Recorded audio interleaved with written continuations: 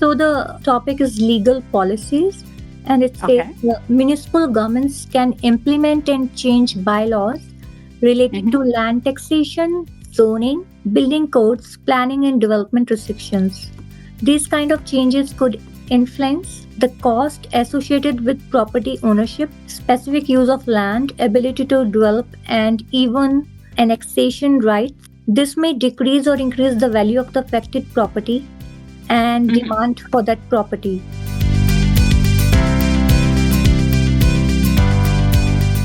All right. So basically what that means is that when somebody purchases a property, different cities will have different rules in regards to the zoning, right? So zoning is basically what kind of property you can have in that particular lot, right? Or in that area. So every city has different zoning. They're called land use districts. So these land use districts basically can be residential district, it can be industrial, commercial.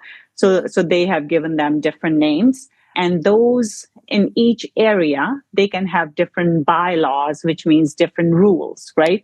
So they can say, okay, in this particular lot, you can build a single family home. So there can be one residential unit. Sometimes they can do like R2, it's 2 residential units. So it could be upstairs and then basement suite.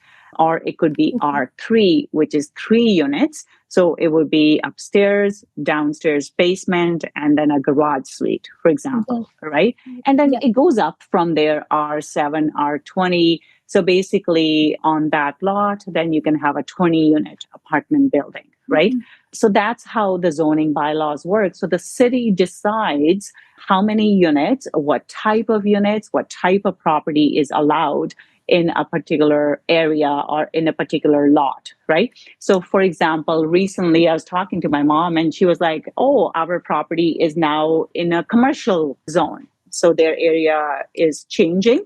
So there's a lot of apartment buildings coming into their area. So they have changed all those houses in their area. The zoning has been changed to commercial to allow for high rises in that area.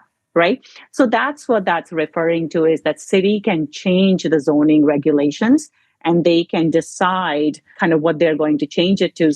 Okay, I got it. So it says the last line is a single family home in a prime commercial corridor may have the land use change, which may increase its perceived value. So accordingly, the prices will also go up, like of the property? Correct. Yeah.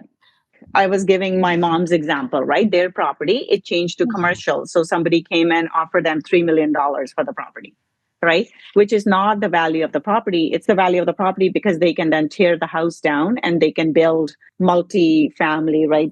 I think they could do a 20-story building or something, which means they can sell each apartment, let's say for $250,000. So they can make a lot of money from that lot. So so it will increase the value of the property because now the highest and best use is different for that property, right? So the highest and best use will be to put apartment building. So then that's where somebody could make the most amount of money. So the developers are willing to pay more, the builders are willing to pay more for that same property. Whereas if somebody were going to use that property to live in, it may not be worth that much, right? So that's how that works. Yeah, so it can change the price of that property. Yeah, there is an example also in the post. So if someone like school is near, like if there is a property that is in the where there is school, so that the price will be different. And if there's some prison or something like that, so there in that area, so that is the same meaning, like. Yeah, so that's exactly what they're referring to. So they're saying that if the zoning changes, the price can change. The price can go up, price can go down, depending on perceived value in the market. Yeah. Got it. Thank you. And corridor, commercial corridor. It just means that commercial area. Yeah. Got it.